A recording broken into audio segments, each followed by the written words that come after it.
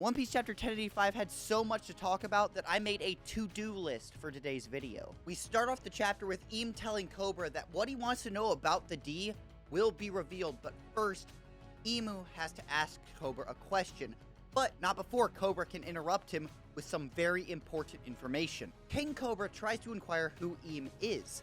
He says he's actually seen the name mentioned before, and that has something to do with the 20 Kings. Maybe Im isn't a person, but was like a secret society amongst these kings, or a demon they were trying to summon. Anything is possible now, LettuceBoys, and it's kind of wild.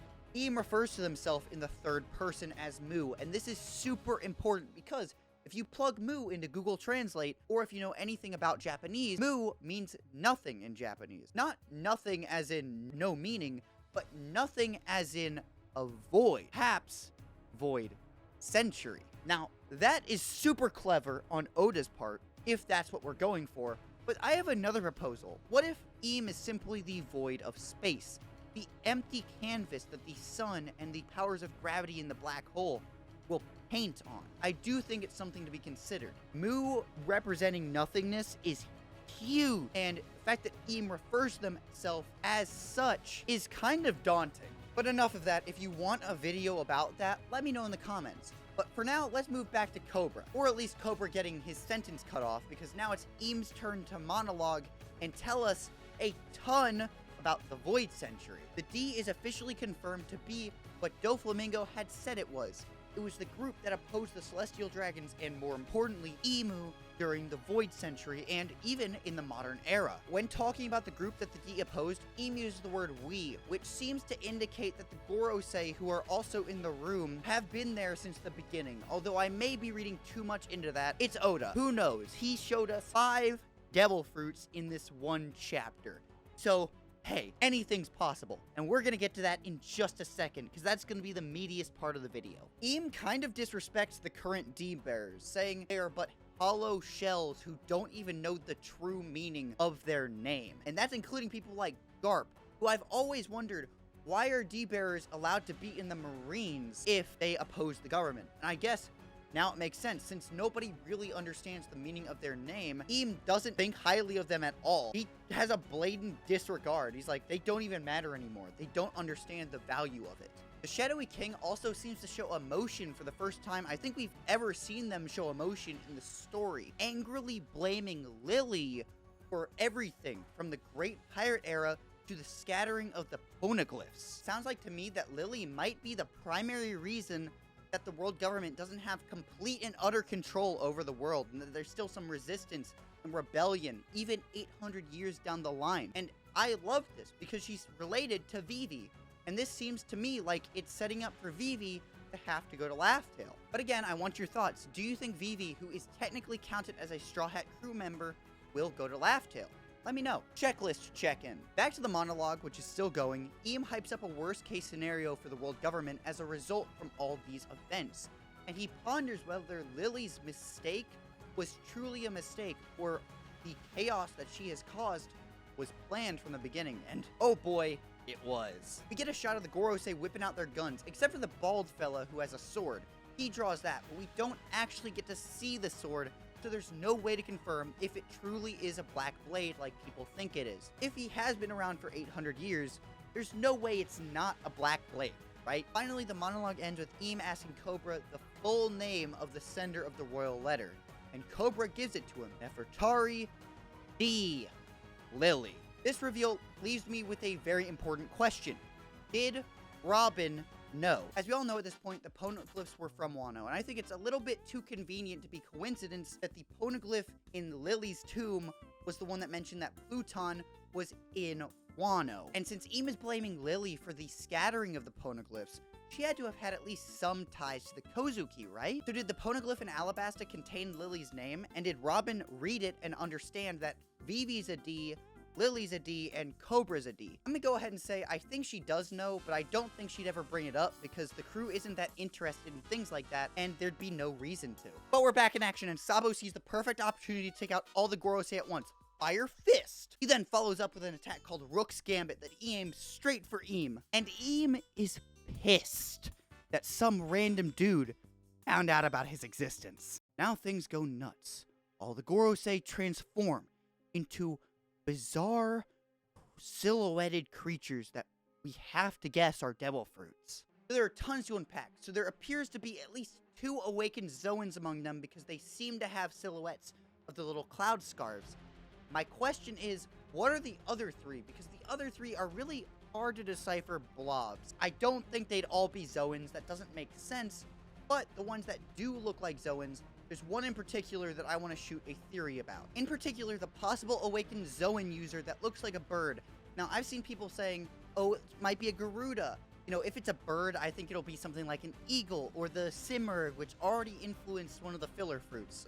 Thank you, Wiki. What I think is it might not actually be a bird at all. What if it's a Leviathan? I think if anyone has a sea monster fruit, it is the monsters who controlled the world and the sea.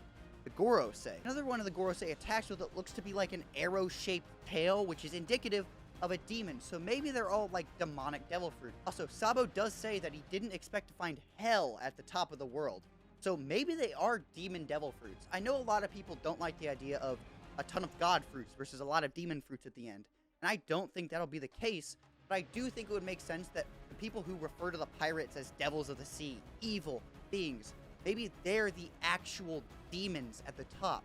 They are these dark people trying to strip everybody else of freedom. And as we know, freedom is the #1 most important thing and theme of One Piece. Another thing, while the other fruits again are incredibly hard to decipher, one does look like the shadowy figure that destroyed the cameras on Egghead. So Saturn may already be on the island with them. It's incredibly important that there are only 5 silhouettes, because some people seem to think that Eam is one of them. I don't think so. I think Eam doesn't have a devil fruit. Eam might not even have Conqueror's Haki, but I'll get into that in a second. I say this because in the next panel, we get an intimidation aura of just Eam's eyes up close behind Sabo and Cobra as they're running. There are the other 5 silhouettes next to that aura, so I don't think Eam is one of these silhouettes that's transformed. Now, why do I not think Eam has Conqueror's Haki? Well, if Eam had Conqueror's Haki, Cobra would have no business resisting it, or being able to resist it. It just doesn't make any sense to me. And if I'm Eam, and I have something in my arsenal to stop Sabo from escaping, I'm using it, because if Sabo gets this out into the world, it's really bad. Like, really bad. Back to the chapter, Sabo tries to escape with Cobra. We actually see the camera on the wall that takes the newspaper picture, which is a beautiful touch. Thank you, Oda, for giving it a dedicated panel. This is great, because did Morgans also see Eam, or just take the picture of Sabo? Seems like everybody's finding out about Eam, because even Wapol does. I'll get to Wapol in a second, though, because that tail I mentioned, the pointy one, yeah, it stabs through both Sabo and Cobra, and the fact that it hits Sabo means it's coated in Haki. As Cobra is dying, he's like, look, Sabo, you can't save me. I'm done for. You need to escape. But he realizes this is Luffy's brother. I need to give him a message. He tells Sabo to give Luffy and his daughter Vivi this very important message. His dying words. We too are D. It's unclear if he means Nefertari D Vivi and Nefertari D Cobra, or if he means that everybody who stands against the government is a D. That means you, Sabo. That means me. Personally, I'm gonna assume he means both, because I think the royal family likely just hid their middle initial for all these years after learning about Lily's message and seeing the state of the world. Also, so I can say Vivi has the will of D. Now, Alabasta must fight back against the world government, and I cannot wait for the scene where we get to see flag that brings the dawn.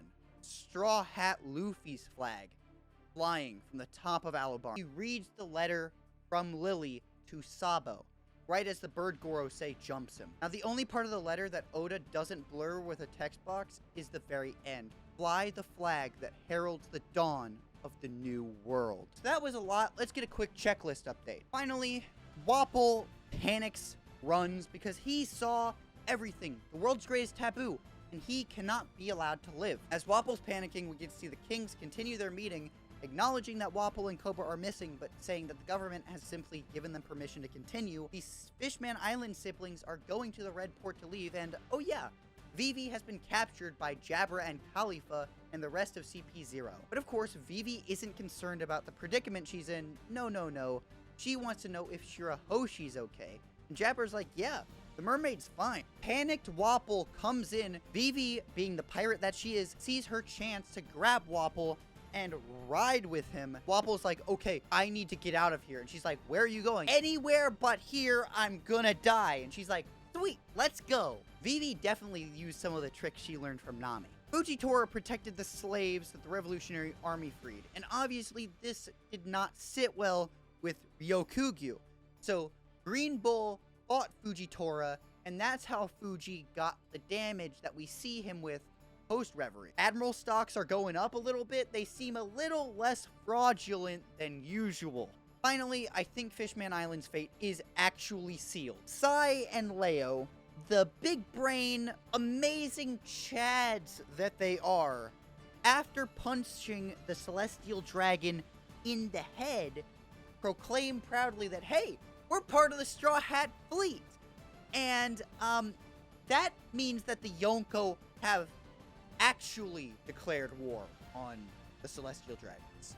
While Luffy didn't do it directly, they're claiming to be his subordinates. And knowing Luffy, he won't deny that they're under his banner. He'll be like, they do what they want, but yeah, they are my friends. Oh boy. Now the world government can't get around it. Maybe that's why Saturn mobilized? But I don't know if they knew Luffy was there. So, yeah, there's a lot. Bro, we're out of time. Just, there's a... This chapter had a ton going on, but do you have a favorite part of it? My favorite part of the chapter was when you hit that like button, that subscribe button, and left me a comment in the comment section. As always, I've been your host, Lettuce Eating Walrus. Have a wonderful rest of your day.